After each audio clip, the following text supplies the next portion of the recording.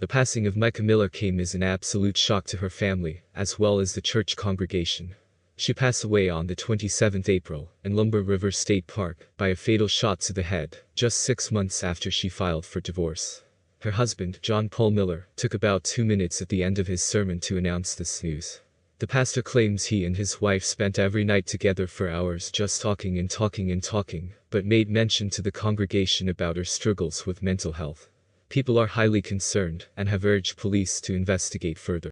When my wife went in the hospital, I looked at her phone and I counted over the past 2 years, 18 people who had texted her and said, if you ever want to talk about your husband, you can talk to me and say anything and I'll keep it confidential. Why the heck does somebody want to hear what somebody else says about their spouse? And 2 of those 18 were men. I thought, what? And I was thinking, when I read that, I thought, Mark Cassidy, he's one of our elders here, and Jackie, she oversees our New Testament discipleship. Could you see Mark calling another woman and saying, you know what, I just want to tell you some things about my wife I don't like?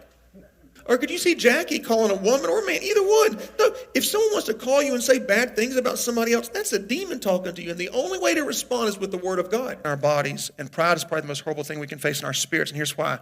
When you're mentally ill, it's the one sickness you have that you don't know you're sick. And you have to trust people around you because you're saying, no, they're lying to me. They're telling me I need medicine. I don't need medicine, because the thing that's sick is your mind. And your mind is what you need to realize that you're sick. One day I'm going to preach about getting rich, strong, healthy, and finding a hot wife that loves Jesus. That's what I'm going to do. I'm just kidding. That was wrong. I told you I shouldn't be here today. I told you. Last year, my wife, they went to Africa, had a wonderful trip, amazing trip, and she came back with the idea to start a school in Africa.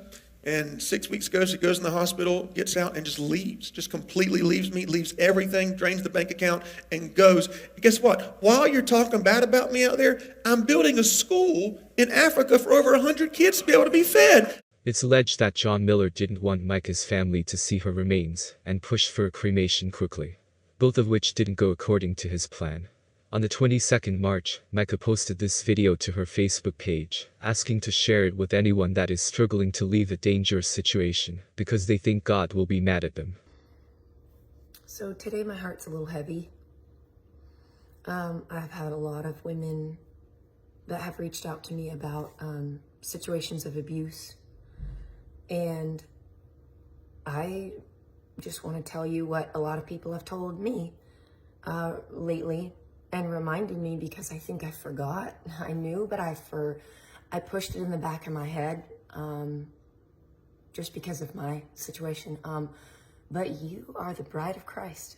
Before anybody else's bride, male or female, it doesn't matter. It doesn't matter what gender you are. Abuse is abuse. And you are the bride of Christ. And my Bible says that he took all the abuse you could think of for you so that you didn't have to live that life of slavery and bondage and pain. Jesus took it all for you.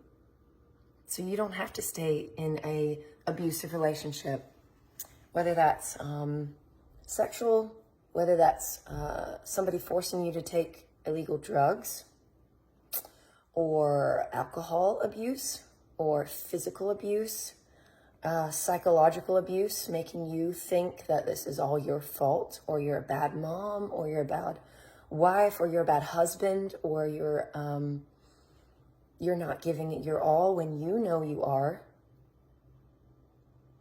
God hates divorce, but why? According to everybody I've asked and the scriptures that I've found, it's because it hurts people. But does abuse hurt people? How do you think God feels about that? So I want to remind you, like a bunch of people have been reminding me lately, that I'm God's bride first. And even an earthly spouse who's a good spouse, when they know that their bride is being hurt, just imagine what an earthly spouse does. What do you think your heavenly spouse does when you're the bride of Christ and he sees his bride going through abuse and hurt? What do you think he thinks about that? So, encouragement in all this is you are the bride of Christ first before anybody else's. And he's got you. And he sees you. And he loves you.